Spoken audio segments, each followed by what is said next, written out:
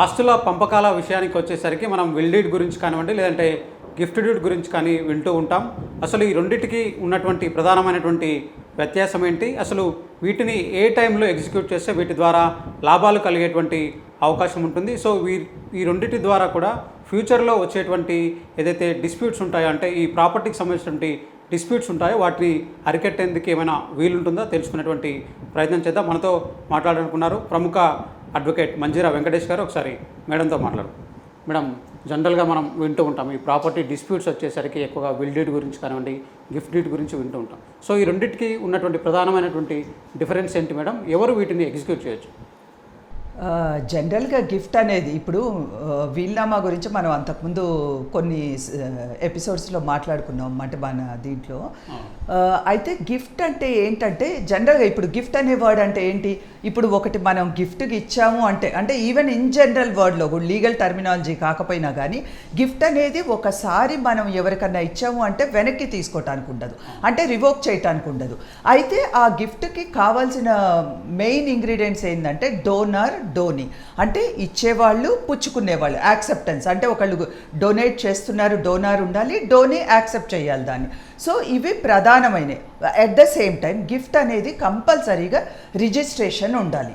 అది ఎవరికైనా ఇచ్చుకోవచ్చు. గిఫ్ట్ అనేది ఏముంది, మన ఇష్టపూర్వకంగా ఎవరికి కూడా గిఫ్ట్ డీడ్ చేయొచ్చు మనం. అయితే దీనికి రిజిస్ట్రేషన్ కంపల్సరీ.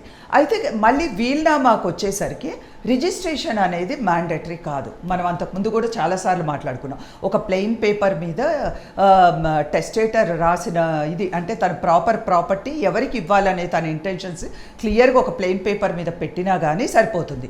అయితే రిజిస్ట్రేషన్ చేసుకునే వాళ్ళు చేసుకుంటారు, అది అంటే నష్టమేం లేదు రిజిస్ట్రేషన్ చేసుకోవటం వల్ల. అయితే వీల్నామా అనేది ఎప్పుడైనా కానీ రివోక్ చేసుకోవచ్చు లైఫ్ టైంలో, అంటే బతికినంత కాలంలో వీల్నామా అనేది ఎప్పుడైనా మార్చుకోవచ్చు. కాకపోతే గిఫ్ట్ అనేది మనం ఒకసారి గిఫ్ట్ జనరల్గా అదే చెప్తున్నా కదా, మామూలు టర్మినాలజీలో కూడా ఎవరికైనా మనం గిఫ్ట్ ఇచ్చేసాం వెనక్కి మనం తీసుకుంటామో తీసుకోం. సేమ్ వే రివోక్ చేయలేము. ఒకసారి గిఫ్ట్ ఇచ్చి మనం రిజిస్టర్ చేసేసాక దాన్ని వెనక్కి తీసుకోలేము. అట్లనే గిఫ్ట్లో కూడా దాదాపు కొన్నిసార్లు మార్చాలి అంటే మనం రివోక్ చేసుకోవచ్చు. అంటే ఎప్పుడైతే మనం కండిషనల్ గిఫ్ట్ ఉంటుందో, కండిషన్ అంటే కంటింజెంట్, అది ఎప్పుడో ఇలా జరిగితే కానీ ఈ గిఫ్ట్ ఇదిలోకి వస్తుంది, అమల్లోకి వస్తుంది అన్నవి అవి కొన్ని తప్పితే జనరల్గా గిఫ్ట్ అనేది మనం రివోక్ చేయటానికి ఉండదు. అదే వీల్నామాలో అయితే గిఫ్ట్ డోనర్ బతికున్నప్పుడే ఇస్తారు, అంటే తన లైఫ్ టైంలో ఇస్తారు. వీల్నామాలో ఏంటంటే ఒకసారి వీల్నామా రాశాక చనిపోయినాక మాత్రమే అమల్లోకి వస్తుంది. అంటే ఆ మనిషి చనిపోయాక మాత్రమే ఎవరైతే టెస్టేటర్ ఉంటారో ఆయన యొక్క వీల్నామా తను బతికున్నంత కాలం ఒకవేళ ఆస్తి కొడుకుల పేరు మీద కూతుర్ల పేరు మీద రాస్తే బతికున్నారు కదా వీల్నామా ఉందని వాళ్ళు పూర్తిగా అమ్మటానికి కానీ చేయటానికి కానీ ఉండదు. అదే గిఫ్ట్లో అయితే అలా ఉంటుంది. ఒకసారి గిఫ్ట్ రిజిస్టర్ అయిపోగానే వాళ్ళ సొంత వాళ్ళు ఇంకా ఏదైనా చేసుకోవచ్చు.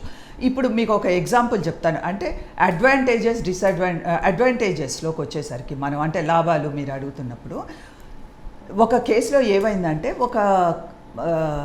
వీళ్ళు అంటే ఒక క్లయింట్ వచ్చారు. ఏమని అన్నారు, వాళ్ళ ఫాదరు ఆర్ఫనేజ్కి తన ప్రాపర్టీ రాసేశారు మేడం, మాకు ఎట్లా అంటే వీల్నామా రాసేశారు, మాకు పిల్లలకి రాయలేదు అనేది ఆయన ఇది అంటే కేసు వేద్దాము అని వాళ్ళ ఫాదర్ పేరు మీద.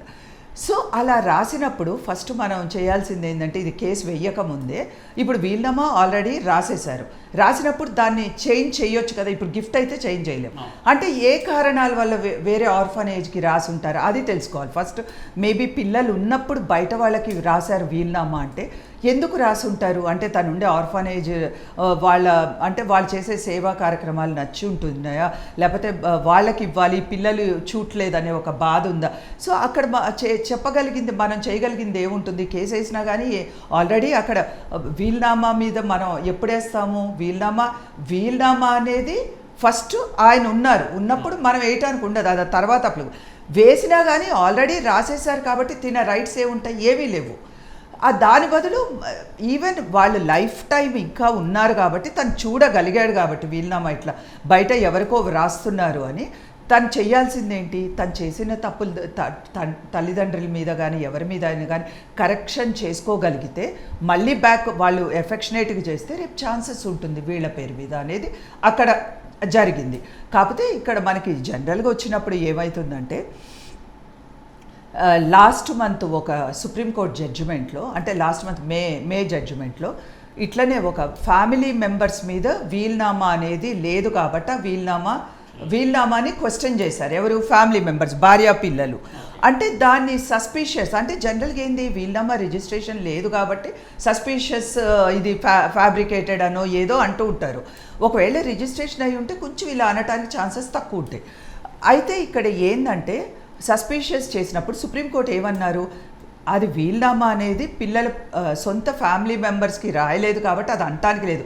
ఎవరి పేరు మీద రాశారు? వాళ్ళ సోదరులు అంటే సిస్టర్స్ పేరు మీద ఉంది కాబట్టి దాన్ని, అంటే భార్య పిల్లల మీద రాయనంత మాత్రాన వీల్నామా చెల్లదు కానీ అనుమానించాల్సిన అవసరం లేదు అని చెప్పిన లేటెస్ట్ జడ్జిమెంట్ అది.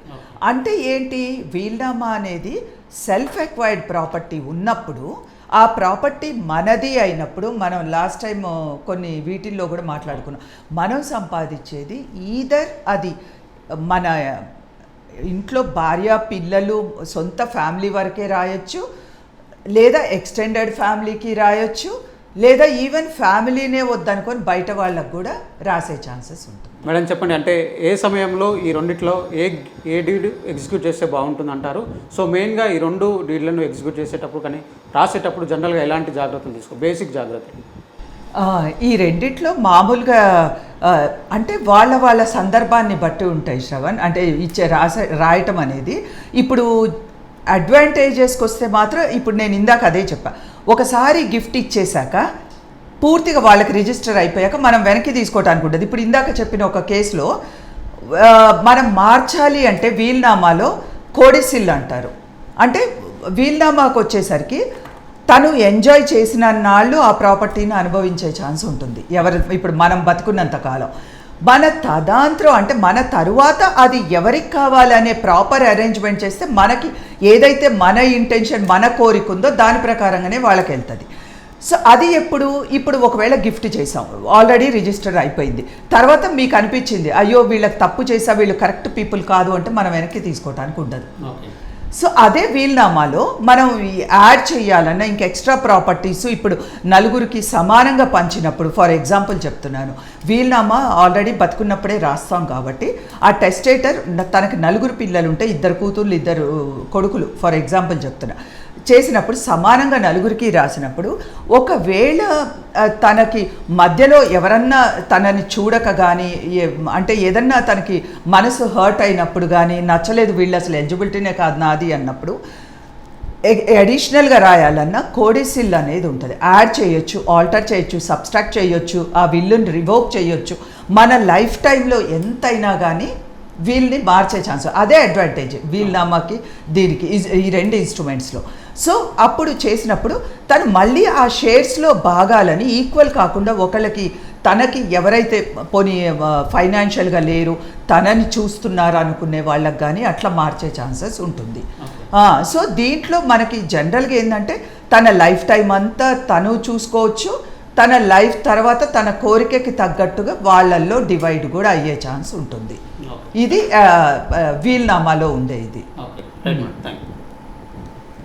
సో ఇది అంటే వీల్నామాని ఒకసారి ఎగ్జిక్యూట్ చేసినప్పుడు ఒకవేళ అది మనకు నచ్చలేదు, ఒక వేరే వాళ్ళపైన మళ్ళీ ఇంకో వీల్నామా రాయాలంటే విల్ డీడ్ ద్వారా అలాంటి పని చేయొచ్చు అని చెప్తున్నారు. అయితే గిఫ్ట్ డీడ్ చేసినప్పుడు మాత్రం వెనక్కి తీసుకోవడానికి వీల్లేదు. కానీ ఏమైనా గిఫ్ట్ డీడ్ని ఎగ్జిక్యూట్ చేసేటప్పుడు ఏమైనా కండిషన్స్ రాసుకుంటే మాత్రం ఆ సందర్భంలో గిఫ్ట్ డీడ్ని కూడా వెనక్కి తీసుకునేటువంటి అవకాశం ఉందని కూడా మంజీరా వెంకటేష్ గారు అయితే చెప్తున్నారు.